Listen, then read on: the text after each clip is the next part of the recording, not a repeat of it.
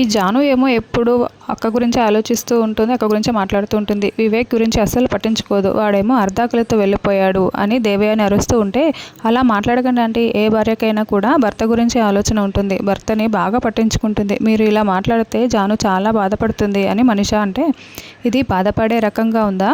ఆ ముఖం చూస్తుంటే తెలియటం లేదా? మళ్ళీ నేను ఏదైనా మాట్లాడితే నన్ను అందరూ విలన్ని చేసి మాట్లాడతారు.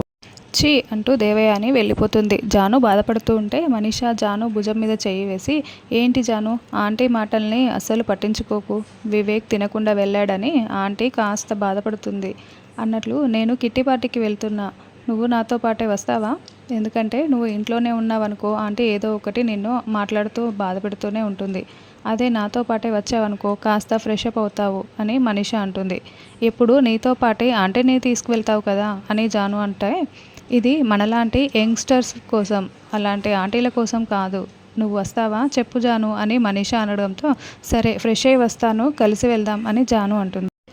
తర్వాత దేవయాని మనీష దగ్గరికి వచ్చి, ఏంటి మనీష ఎప్పుడు లేనిది నన్ను కాకుండా జానుని తీసుకువెళ్తున్నావు, అసలు ఏం చేస్తున్నావు నువ్వు అని దేవయాని అంటే, ఆంటీ వచ్చిన తర్వాత చెప్తాను కదా అని మనీష అంటుంది. అసలు నువ్వేం చేయబోతున్నావో ముందే చెప్పొచ్చు కదా అని దేవయాని అంటే, ఈసారి కథలో సరికొత్త ట్విస్ట్ ఒకటి ఉందా ఆంటీ, వచ్చిన తర్వాత మీకే తెలుస్తుంది కదా, వచ్చిన తర్వాత చెప్తాను, వెయిట్ చేయండి అని మనీష చెప్తుంది.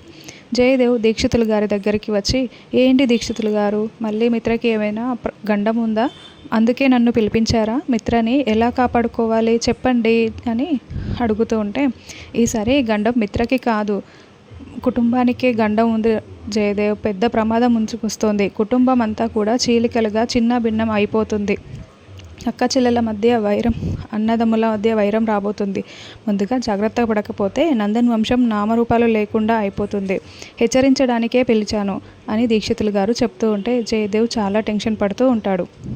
లక్ష్మీ మిత్ర వివేక్ ఆఫీస్లో అడుగు పెట్టగానే వాళ్ళ మీద పూల వర్షం కురిసేలా ఎంప్లాయీస్ ప్లాన్ చేసి ఉంటారు. అవన్నీ పడుతూ ఉండడంతో, ఏంటి ఇదంతా కూడా, ఎందుకు ఇలా చేస్తున్నారు అని లక్ష్మి ప్రశ్నిస్తూ ఉంటే, కంగ్రాట్స్ మేడం అని వాళ్ళందరూ లక్ష్మికి కంగ్రాచులేషన్స్ చెప్తూ ఉంటారు. మీరందరూ నాకెందుకు కంగ్రాట్స్ చెప్తున్నారు అని లక్ష్మి అడుగుతూ ఉంటే, మేడం ఆ బాలా కంపెనీ ప్రాజెక్ట్ మనకు వచ్చింది కదా మేడం, అందుకే కంగ్రాట్స్ చెప్తున్నామని ఎంప్లాయీస్ అందరూ చెప్తూ ఉంటారు. అవునా అని లక్ష్మి అంటుంది. అవును లక్ష్మి అని మిత్ర అవును వదిన అని వివేక్ చెప్తూ ఉంటారు. అయితే ఈ విషయం మీకు ముందే తెలుసా అని లక్ష్మి అంటుంది. అవును వదిన, నీకు సర్ప్రైజ్ చేద్దామని నేను అన్నయ్య ఇలా ప్లాన్ చేశాము, మాకు ముందే తెలుసు అని వివేక్ అంటాడు.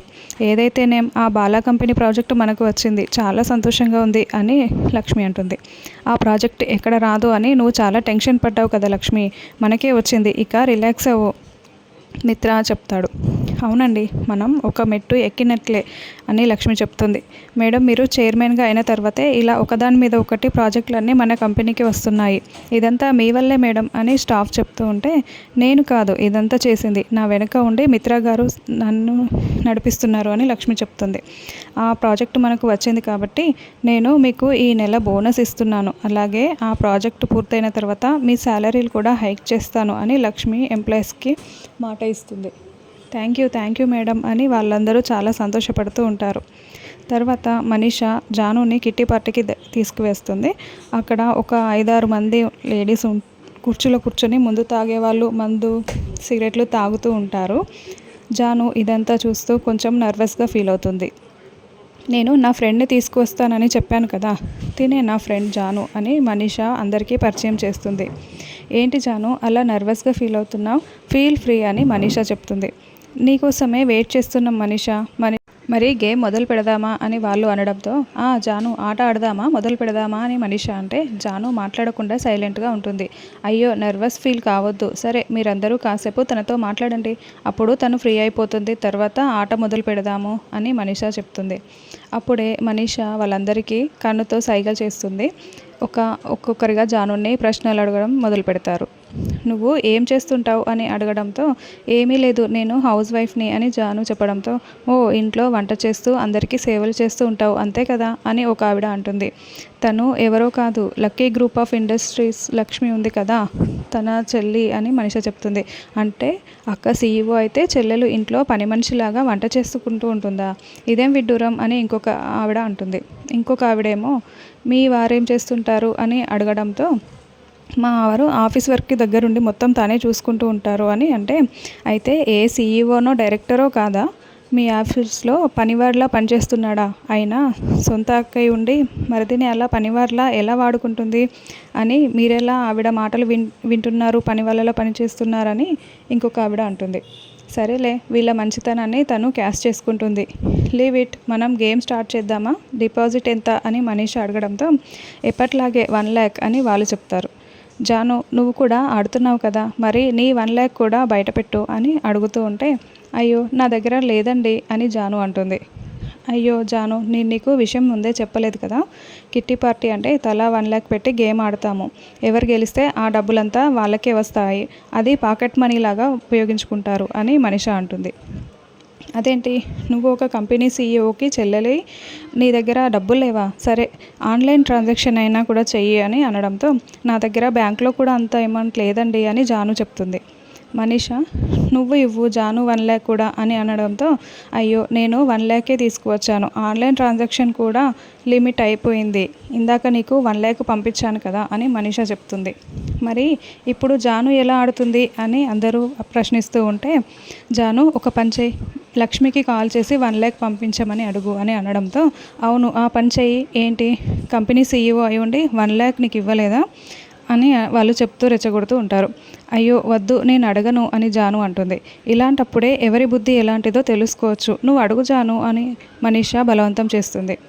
వెంటనే జాను లక్ష్మికి కాల్ చేసి అక్క నాకు అర్జెంటుగా 1 lakh కావాలి ఇవ్వక్క అని అడగడంతో ఏంటి 1 lakh ఎందుకు అని లక్ష్మి అడుగుతుంటే నేను కిట్టి పార్టీకి వచ్చానక్క, నాకు కావాలి ఇవ్వక్క అని జాను డిమాండ్ చేస్తూ అడుగుతూ ఉంటుంది. ఏంటి జాను ఇంట్లో ఉండాల్సిన దానివి నువ్వు కిట్టా పార్టీకి వెళ్ళడం ఏంటి, 1 lakh అడగడం ఏంటి, నువ్వు ముందు ఇంటికి వెళ్ళు అని లక్ష్మి చెప్తుంటే అక్క నాకు కావాలి ముందు ఇస్తావా లేదా అని జాను అంటుంది. మామయ్య గారి దగ్గర నుండి కాల్ వస్తుంది, నువ్వు ముందు అర్జెంటుగా ఇంటికి వెళ్ళిపో అని లక్ష్మి ఫోన్ పెట్టేస్తుంది. ఏంటి ఇవ్వనని చెప్పిందా, అక్కయ్యుండి కూడా కేవలం 1 lakh కూడా ఇవ్వలేదా అని వాళ్ళు అడుగుతూ ఉంటే జాను బాధపడుతూ పక్కకు వెళ్ళిపోతుంది. వావ్ సూపర్గా పర్ఫార్మెన్స్ చేశారు, మీరు ఇలాగే ఉండండి, నేను ఫినిషింగ్ టచ్ ఇచ్చి వస్తాను అని మనీష జాను దగ్గరికి వస్తుంటుంది. కుటుంబం చీలికలైపోతుంది, నందన్ వంశం నామరూపాలు లేకుండా పోతుంది, గొడవలు వస్తాయన్న విషయం వెంటనే లక్ష్మికి చెప్పాలి అని జయదేవ్ అనుకుంటూ ఫోన్ చేస్తూ ఉంటాడు. మామయ్య గారు చెప్పండి, రాత్రంతా కూడా ఇంటికి రాలేదు, ఎక్కడికి వెళ్ళిపోయారు అని లక్ష్మి అడుగుతూ ఉంటే ఆల్రెడీ బయలుదేరి వస్తున్నానులేమ్మా, నేను అర్జెంటుగా నీతో ఒక ముఖ్యమైన విషయం చెప్పాలి అని జయదేవ్ అనడంతో నేను కూడా ఒక ముఖ్యమైన విషయం మీకు చెప్పాలి మామయ్య గారు, ఆ బాలా కంపెనీ ప్రాజెక్టు మనకే వచ్చింది అని లక్ష్మి చాలా సంతోషపడుతూ ఉంటుంది. మన కంపెనీ పరువు ప్రతిష్ట 10 పెరిగింది, గౌరవం కూడా పెరిగింది అని లక్ష్మి చెప్తుంటే ఓ అవునా అని జయదేవ్ అంటాడు. మరి మీరేదో చెప్పాలని అన్నారు అని అనడంతో ఇదే విషయం చెప్పాలనుకున్నానమ్మా అని జయదేవ్ అంటాడు. అంటే వివేక్ ఒక్క నాకు తప్పించి మిగతా అందరికీ చెప్పేశారన్నమాట, మీకు కూడా ముందే తెలుసా మామయ్య గారు, సరే మామయ్య గారు ఇంటికి వచ్చేయండి అని లక్ష్మి అంటుంది. ఇప్పుడు లక్ష్మి చాలా సంతోషంగా ఉంది, ఈ విషయం చెప్పి బాధ పెట్టడం ఎందుకులే అని జయదేవ్ అసలు విషయం చెప్పకుండా దాచిపెట్టేస్తాడు.